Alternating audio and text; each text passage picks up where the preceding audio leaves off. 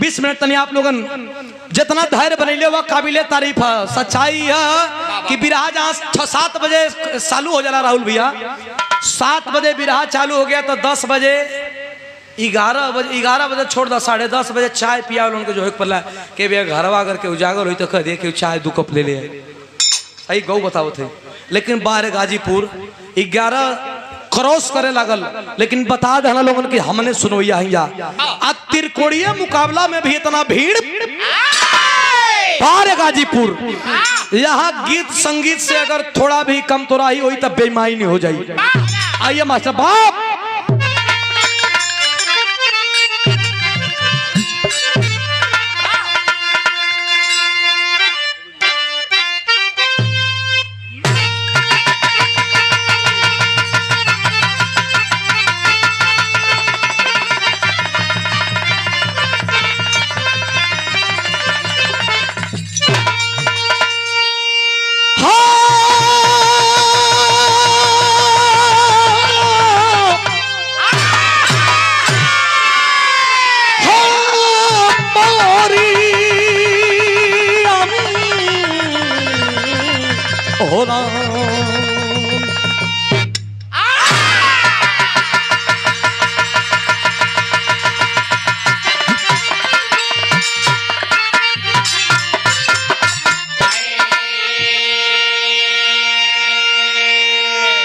प्यारे लाल और बार है आपकी दी हुई शिक्षा, आपकी दी हुई शिक्षा की कलम गरजती है कैसे?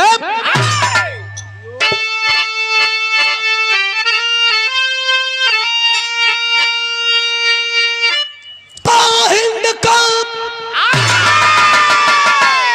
अरे कोई चुनौती सना पेगा,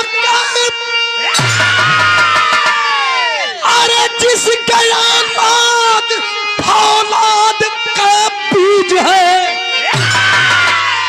अरे से कपे अपने सीना को बारूद से,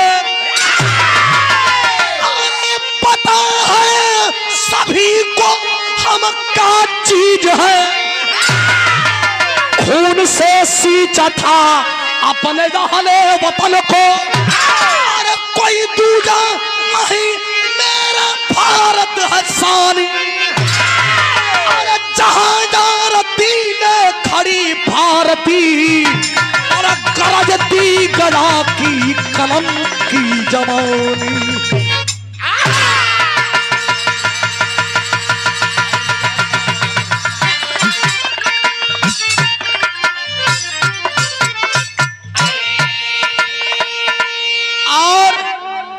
अच्छा एक रमेश सब जानिए नमवा भूतपूर्व प्रधान श्री अनिल यादव जी हमें भी और पूरे साथ समाज को भी आशीर्वाद दिए हैं। 500 रुपया पुरस्कार हमें भी और पूरे टीम को भी आपने सम्मान दिया है। चरणों में कोटि कोटि प्रणाम, बहुत बहुत दिल से धन्यवाद। सब भी इनके यथोचित प्रणाम पहुंचे। जहां भारतीय आरती ले खड़ी गरजती गया की कलम की जवानी, ये देश जहां हम लोग खड़े हैं खूनों से सिंचित ये धरती है। और गाजीपुर की बात किया जाए तो देश पे कर्ज है गाजीपुर का। कवाली वह लगे के चाहिए कहे कि सतान और कवाली हर सभी सुनला हुआ है, ये हर सभी है तो ये हर सभी, लेकिन तनकी सा कट पीस रही राजा। आवा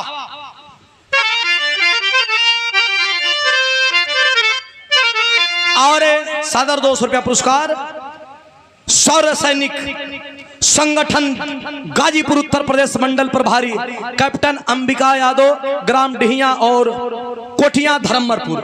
आप अभिभावक के द्वारा सादर 200 रुपया पुरस्कार। जय हिंद जय भारत। आपको प्रणाम करता हूं, दिल से धन्यवाद देता हूं। कव्वाली कौन है मास्टर?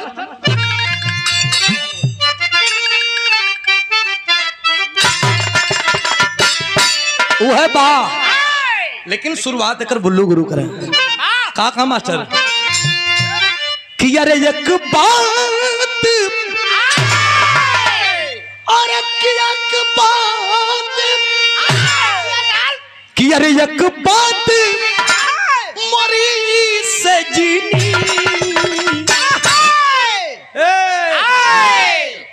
रे गठिया लो चुन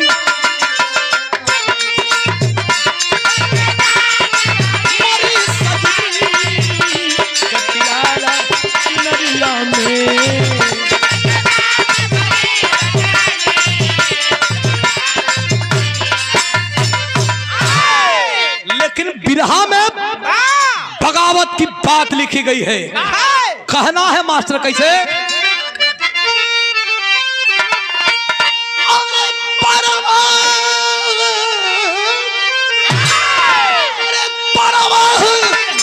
नहीं मुझको जीने और मरने का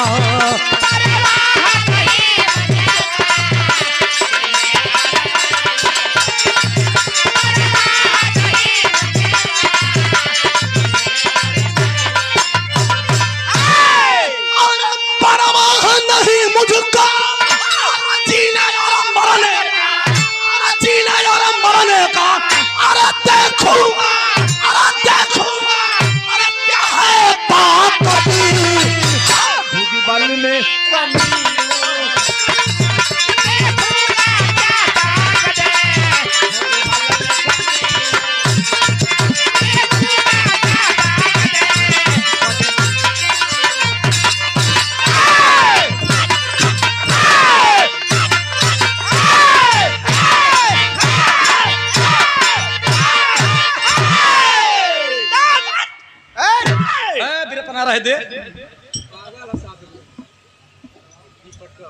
देखूंगा क्या है ताकत भुजबल में कमीनों का। कहानी तमाम प्रकार का मिले देश में, लेकिन यही भदोही बॉर्डर पे एक अंग्रेज घूमने के लिए आया।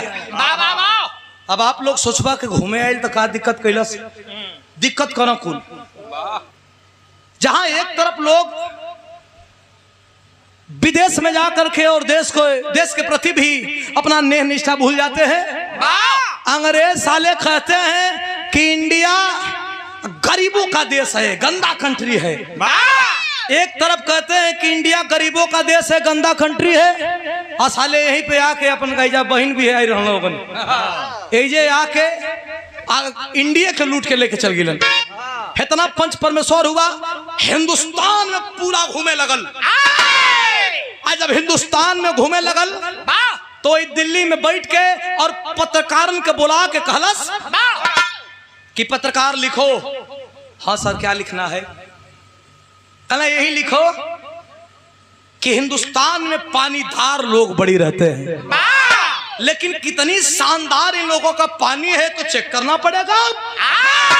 कहना सर कैसे चेक करबा? कहना चेक करब, अपने यहां से अपने देश से एक पहलवान को बुलाऊंगा, शर्त नियम लागू रहेगा। कहना कैसन शर्त भैया? कहना शर्त यह रही, ले ला ले ला ले ला, शर्त यह रही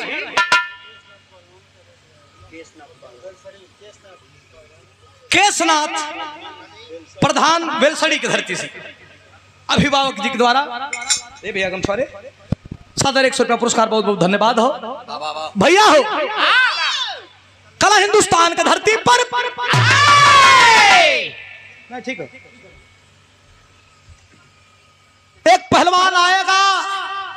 कल भैया तमन ने लिखत लिखत अमन का सियाही खराब हो गई, तो हर पहलवान आई पटकी तो के सोना छानी रुपया दे लोग, पटकाई तो का गर्दन काट ले लोग हिंदुस्तानियन का। कहना ना ना ना ना, ये तो सस्पेंस है। कल कैसा सस्पेंस है? कल हिंदुस्तान की धरती पे एक पहलवान आएगा, समूचे हिंदुस्तान के लोगों को ये चैलेंज कर दिया जाएगा, न उम्र का बांड रही, न वजन का बांड रही, न समय का बांड रही।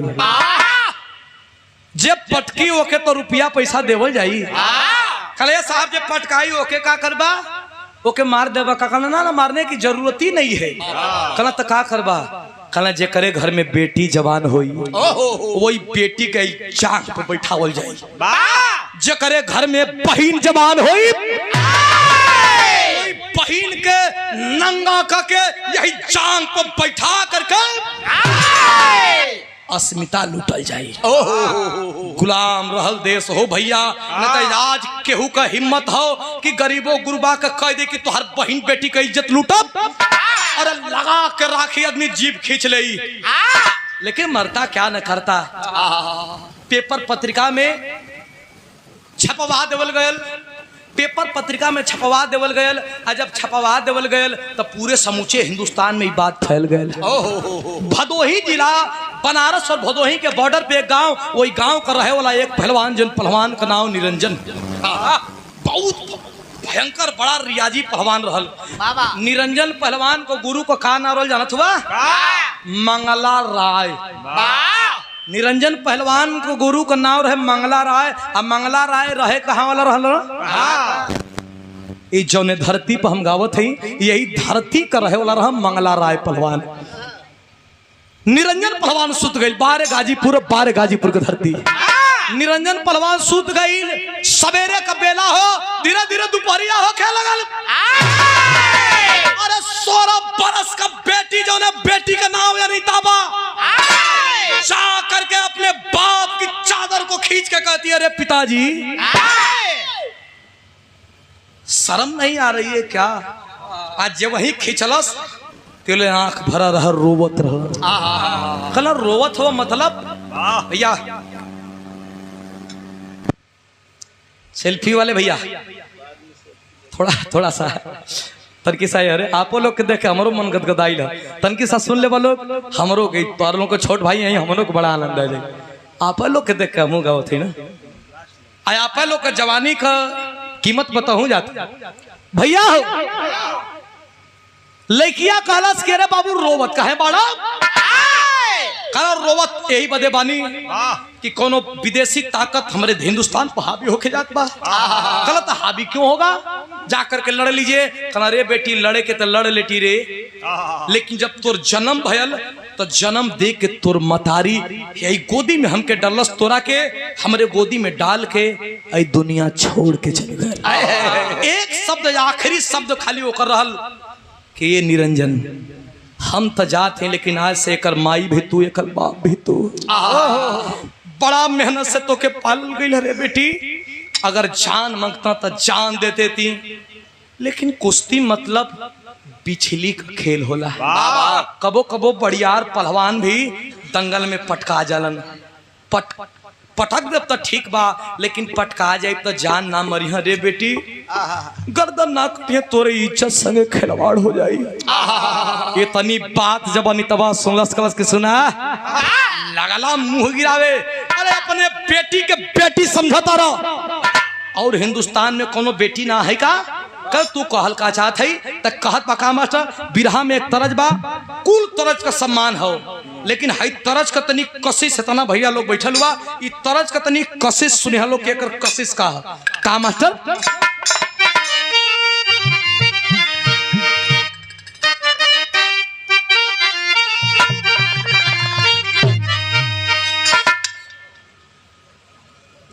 और हमारे बड़े अजीज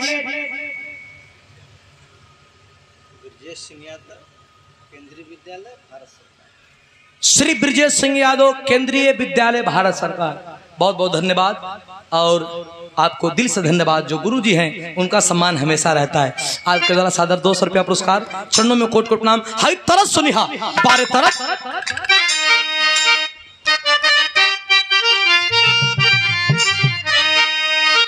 नयका लोग के भी मजा दे, पुरनका लोग के भी मजा दे। कोनो लड़का कहत बक्की अरे तोर नैना कटार हो, तोर नैना कटार, हरे गड़ी गड़ी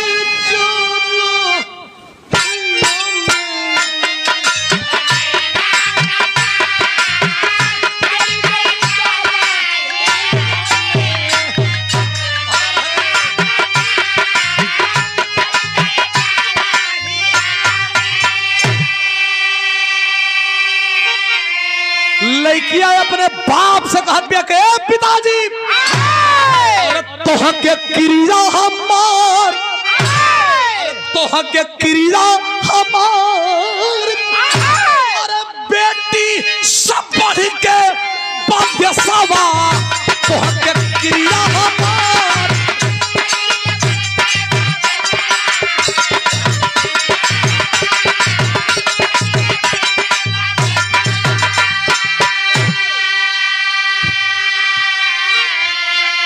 सुना सुना सुना अरे बैठ के रोवा था मऊगन जैसन महाराज खड़ा हो जा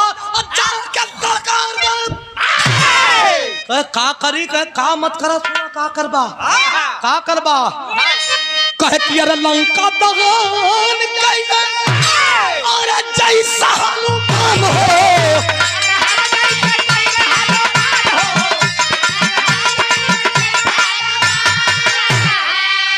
वैसा जरा कलाम वैसा जरा कलाम अरे मुदई के क्या मुदई किसान हो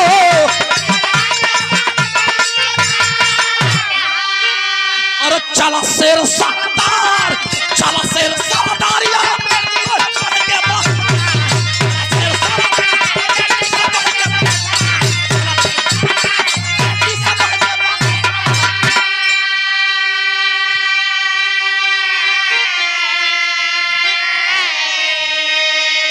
लंका दहन कैले जैसे हनुमान हो वैसे जरा के अब मुदई का अरे चला शेर सरदार बेटी से बढ़ के बाद सवा उठ के बैठ के कर सच्चो जाइए तो हमका झूठा कथई का कल झूठे ना कथई कोनो विदेशी ताकत देश पर हावी होई करेजा छपा जाइए कि छोड़ल जाई मर्दे का कहत बा बिटिया बिरहा में टेरी के भाव में मास्टर रुक जाती ले ले अरे वाह ए के बदे सवा लड़की इतना जोर भर दलस बोलिए तहा एक एक कई प्रकार के बोल रे क्या हाल है यहू में कुछ राजे है आ धाड़ के बोल दे बता आदमी मुंह तो दी कहो लड़की कहत बा का कहत बा मास्टर बिरहा में टेरी के भाव बा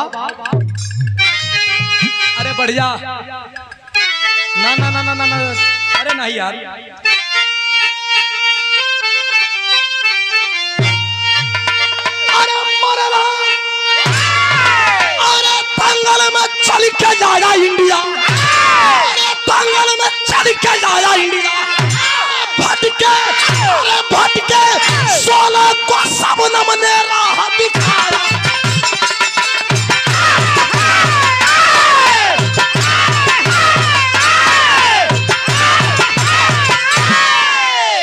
दंगल में चल के आया इंडिया भटके 16 को सबनम ने राह दिखाया लड़की कलश के सुना ए बाबू तैयार हो जा दूध पीस दई बादाम पीस दई केसर बादाम मिला दई ए बाबू कितना खुलाई ए बाबू घियो लेवा जंगिया लंगोटा हुआ टांगला अरे इतना फिट कर डालस अरे मार के एकदम टिकाऊ का बजरंग बली का नेम नाम लेकर के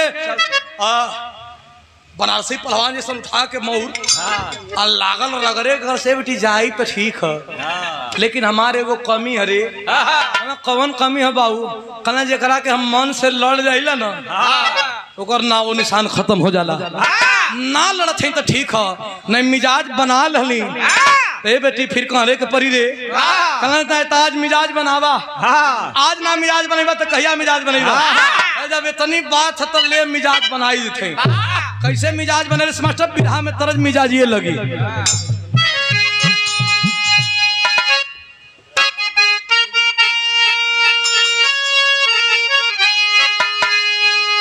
ई मिजाज ना पट्टे पहलवान करस की मिजाज बना ले तो मिजाज बना ले कैसे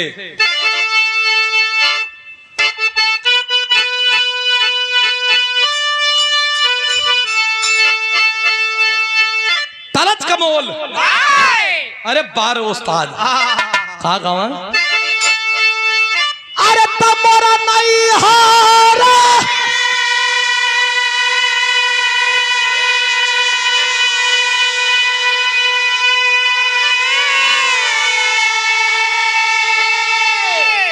अरे तमरा नहीं हार में तू कोई यार रे कि तोरा संगे ना रहा बो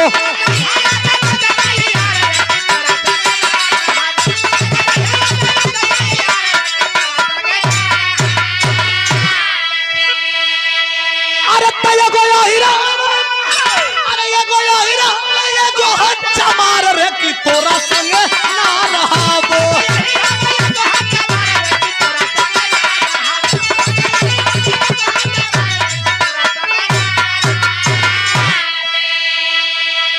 लेकिन मिजाज बनैलस था, जब मिजाज बनैलस उठा के पाखुर इतना पंच परमेश्वर लोग हुआ और झूला के बाजा जब चलल होता ऐसे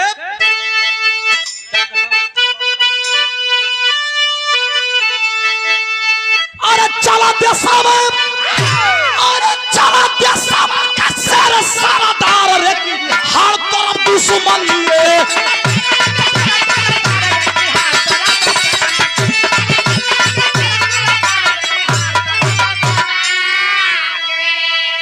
कहलस की अरे के तना दूधावा पियाइले पानी माई आज यही दंगल मचाई फरीदारी।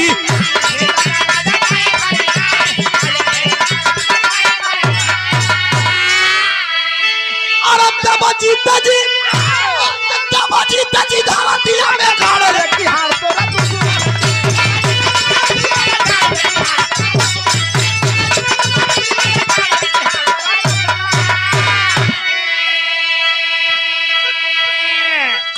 के कितना दूधवा पियले बाड़ी माई अरे आज यही दंगल में जाई फरियाई।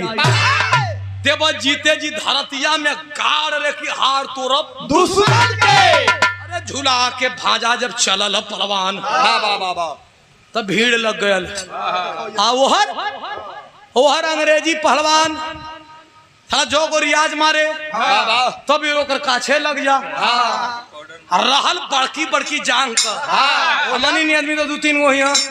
अच्छा लेकिन वो तेज रहल एगो चपरासी किस्म को रखले रह संगवा जो फाल जब बढ़े तो चपरासिया पाउडर ले रहे नवरत्न पाउडर मुठा के लेके वही झुक भाग मारे फिर फिट हो जा 5 कदम चलत गए सर आओ फिर उठा के भाग दे। अब जब ओकर जब रान को दुन्नू अरे जांघी का पीछे भी जब पाउडर पाए तो शरीरों का सरके लगे आने 5 मिनट में गर्मी होके तो शरीरों का जाम होके लगे बना वो का शरीर घी नियन जाबे लगे। अरे 5 कदम चढ़े गिरोर के ताके तब जो रहल ओकर चपरसिया आवत है बात के समझ जा साला एक बारी तो हद कर दहलस जे ही पाउडर मरलस तिले खैले राजर बजर कुल हवा छोड़ दलस पाउडर में उड़ गेल माय ए भैया इतना पंच परमेश्वर हुआ। अरे जब हाथ का मिलौल भयल एक तरफ देश की अस्मिता और एक तरफ बेटी का वो प्यार कि मैं हार जाऊंगा इसका कोई गम लेकिन गम इसका है कि अगर ये चैलेंज रखे साले अगर हार जाऊंगा तो मेरी बेटी को उसी जांग पे बैठा करके बेइज्जत कर देंगे। मन में लेकर के और बड़ी सावधानी से फूंक फूंक करके कदम रखने लगा। और जब फूंक फूंक के कदम रखत बा मास्टर हाथ का मिलौल भयल और धीरे धीरे गरमाए लागल। 13, 14, 15, 16, 17 मिनट जब बीत गयल जब शरीर गर्मी छोड़ले हो तो ये हिंदुस्तानी का शरीर गर्मी छोड़ले हा तो सरवा केचू छोड़ले गोहुआ नियन लगल सर के आ ओकर जब गर्मी छोड़लस तो ओकर शरीर लागल बनाए और बीच में पाउडरवा वाला खोजा था कि अब जाई जगह ना मिले रेफरी लेके यार घूमे ले रेफरी लेके जाओ तो कब इ लगल गोहुअन जैसन सर के आ ओकर शरीर जाए बना इ पाउडर लेके ताकत है लेकिन वो समय का भाव कितना बढ़िया मास्टर।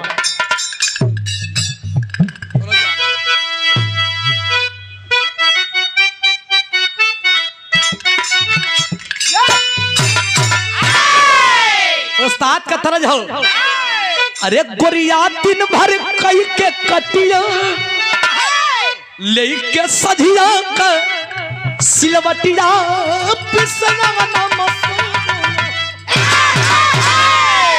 एक लाइन और जोड़ा। अरे सैया बेदर्दी कटिया करावे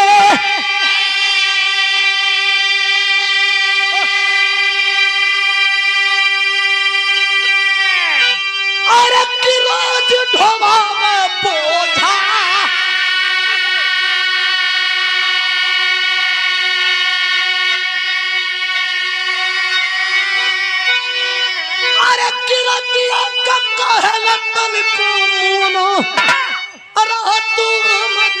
बोझा। अरे दुल्हा माने नहीं कहनवा, बोला साले साला ललनवा चारा उतरल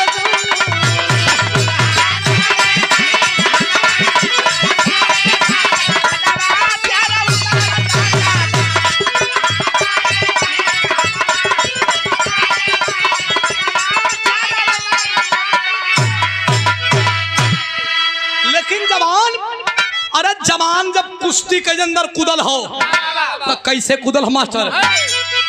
अरे जैसे मास्टर का कैसे कैसे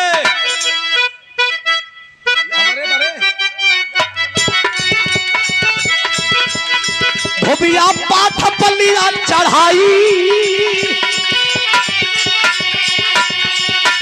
धोबिया पाठ पलिया चढ़ाई, अरे धोबिया पाठ पलिया चढ़ाई, चकरी जैसा रहा नचाई चला जोड़वा।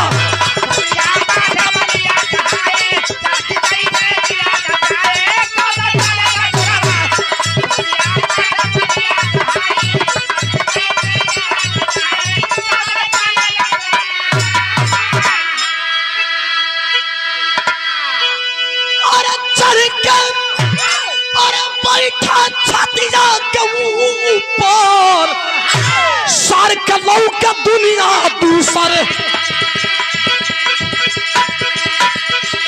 सर के लौ के दुनिया दूसर,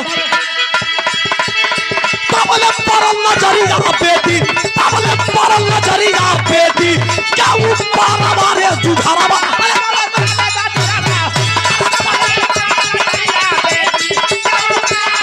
जुझारवा।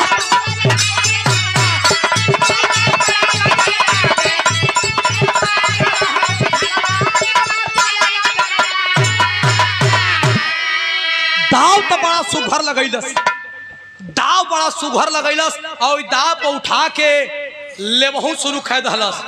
तब ले दोगलवन को दोगलई कब छूटल हो, दोगलई कै दहलन। 4 गो अंग्रेज भैया नितवा के अखाड़े के एक कोने बाह के पीछे घुमा के 2 अंग्रेज हर और 2 अंग्रेज हर खाड़ खदलन। अरे जब नीचे मुड़ी कह के ऊपर कैलस तो देखलस के लड़किया हमार लौकत है का। अब जौन बाह टाइट करके घेर के बैठैले रहल वो धीरे धीरे लागल बहिया ढील करे।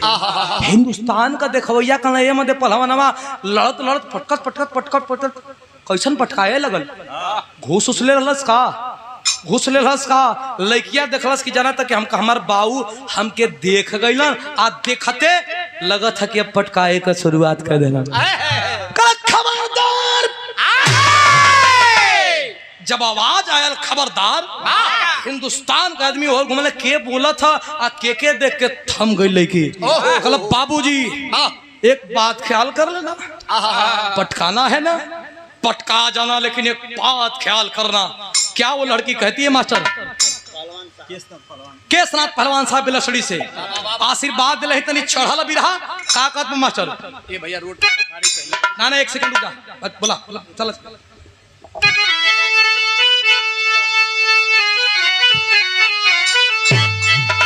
लड़की कहते कर क्या हमारी चिता, अरे क्या हमारी चिता सजा अपने हाथ है माथे भारत के, और दाग लगा के जियो बचे करे नाते माथे भारत के।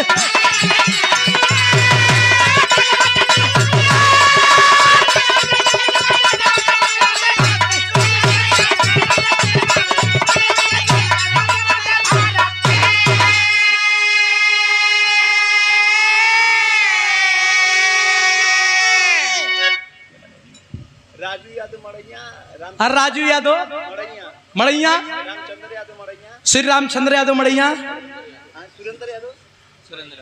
सुरेंद्र यादव मड़ैया। अरे क्या कहना है, आप लोगों के द्वारा आशीर्वाद दिया गया, चरणों में कोट कोट प्रणाम धन्यवाद हो। कलश लड़की की पटका जा कोनो दोष निके भैया, हमारी चिता सजा दे अपने हाथे माथे भारत के, हम दाग लगा के जियब जे करे माथे नाते माथे भारत के। और गोली अंग्रेजन का हाथ में बंदूक निकाल के मारो हमरे सीना में हम मर जाई। हमरे मरला का बाद चिता सजा दिया, लाश के हमरे जला दिया, तब जाके पटकई है न रहब न ऐसा जिंदगी जियब। अरे बाप रे बाप, एक लौती बेटी जब अनितबाई ऐसा बात कहलस, बाप का पारा आसमान चढ़ गया। कैलस का मास्टर,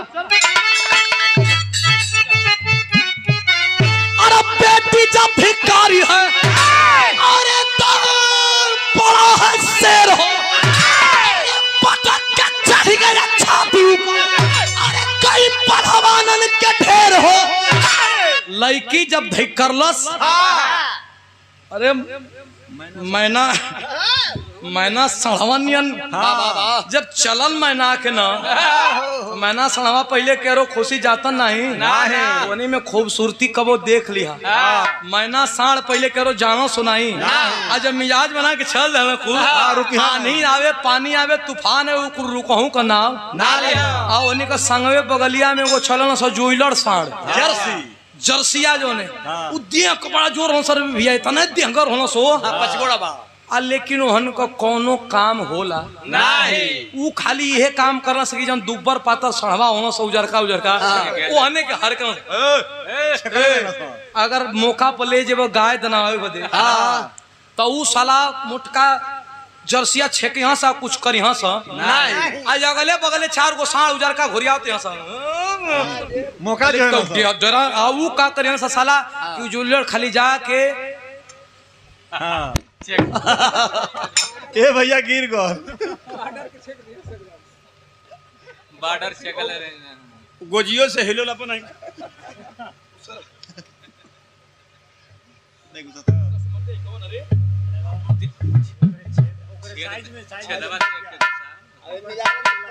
छेदवा नहीं मिला था, नहीं मिली ओके दबा छेद में तोड़ा जाते नहीं कि भैया कोई तो नहीं जर्सी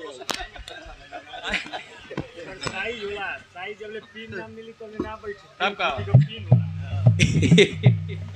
ए भैया पटक दहलस, पटका के तब पटक दहलस, लड़की के बात सुन के जब पटक दहलस, बैठ जा ए उठा मत बीच में हो, ए बैठ जा मर दे कहीं का तू मिल बैठ जा, पटके के पटक दहलस। आज जब पटकलस तो आदमी के पैसा थोड़े रहल ना, केहू के 4 आना, कोई कहना 8 आना, कोई कह 1 रुपया तो बड़ा कम आदमी को घर गरीबी में रहल, आ 1 रुपया का गजवा वाला पूरा फाड़ बढ़ गई हिंदुस्तानी परवान निरंजन का। अरे माला गजरा मिलल कान्ही पर लेके आदमी लगना घुमावे ताली बजावे, और जौन पटकाइल है वो फूकत है, और फूकत है ओकरा पिछवा एगो पाउडर वाला कते साहब डाली उठी डाली पाउडर बा के बेसाली अब क्या डालेगा, वो तो डाल के चला गया, अब तुम क्या डालोगे, वो तो डाल के चला गया। हिंदुस्तान का आदमी थपरी बजा के रुपया पैसा दे के बड़ा नाम खैलन, बार पहलवान इज्जत बचा लला। यही भेड़िया एक तरफ गोलियाइल तिले लइकिया के जौन पखुरियले रहना लेके जाए लगना, एकरा रुकवावे भर में बैठा के बग्गी पर 4 गो सिपाही लिखल भइलन। अब तो रुपया जे देवल देहलस, जे बिराह सुने आइल बिराह सुने अपने अपने घरे जाई, हमनहु अपने अपने घरे जाई, वहां पैसा जे देहलस माला जे डलस अपने अपने घरे गइल हो भैया। लेकिन जेकर बेटी आखिरी उम्मीद रह, अब वो कहाँ जाओ, बेटी के लेके चल गिलन, जाना था कि अब बेइज्जत कर दिहन। अरे बड़ियार पेड़ के जैसे काट देवा अड़लाए के धरती पर गिरेला, वही तरह वो बाप अरराय को या खाड़े पर गिर गई अपनी बेटी के याद में। लेकिन अरराय के बाप वही धरती पर गिरल हो, रुपया पैसा छिटाइल है, माला छिटाइल है, वो हर बेटी के लेके बग्गी पर जब अंग्रेजी पुलिस जात बा, तब तक एक वीरांगना के ई खबर लगल, चील का जैसन नजर गड़ा के बैठा रही वो वीरांगना। भयल का मास्टर आल्हा का भाव बा,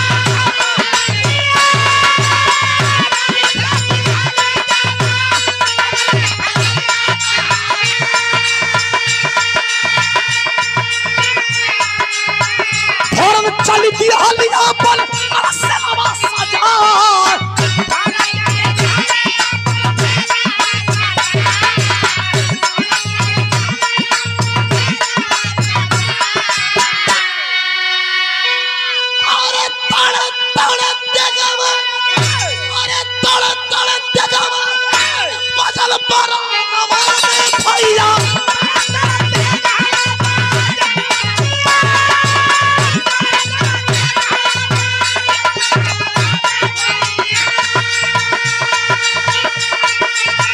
सन सन चलल बा समरिया तलवार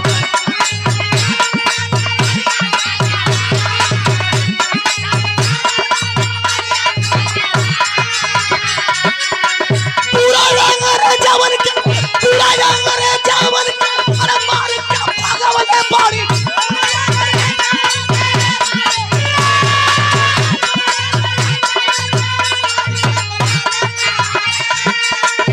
भैया जब सब करे रे लाठिया पीछा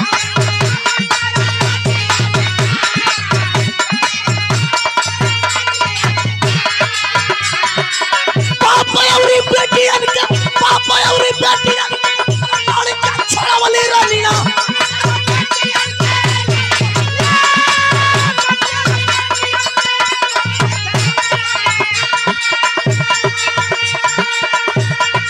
अरे बिहाली हिंदुस्तान का अरे पाता का लहरा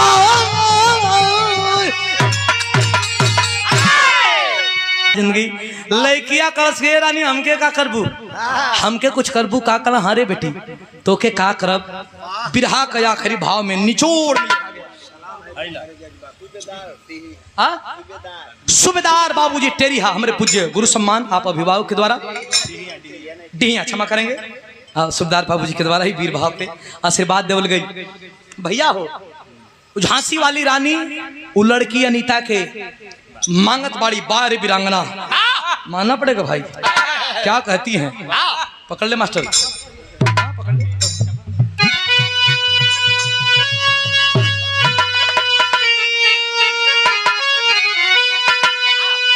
अरे किधन वीरांगना बेटी को लगाई छतिया अरे तोह के लेकर क्रांति के जलाई बियागीरा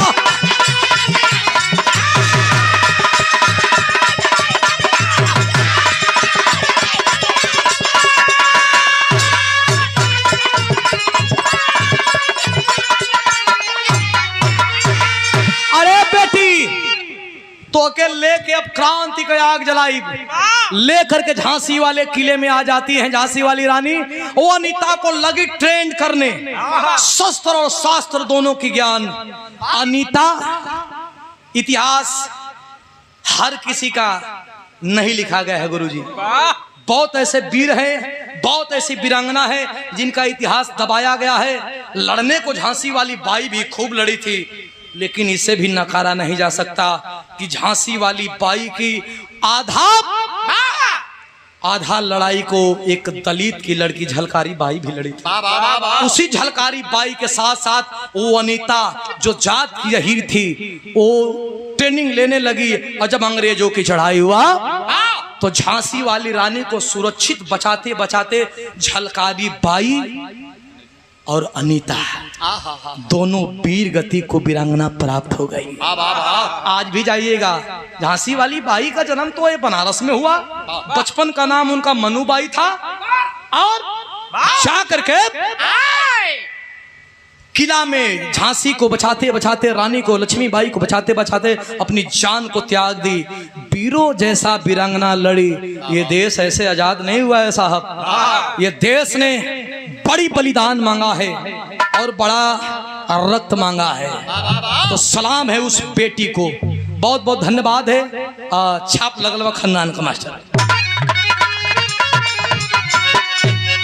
गुरु बिहारी गुरगारी अरे स्वर्ग के चंद्रिका कभी बच्चन की बने पुजारी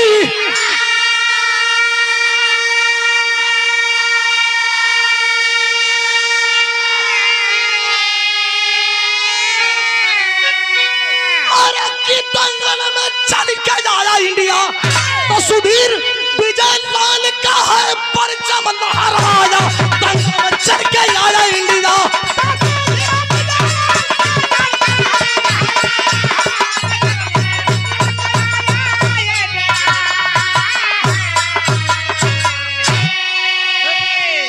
बहुत बहुत धन्यवाद।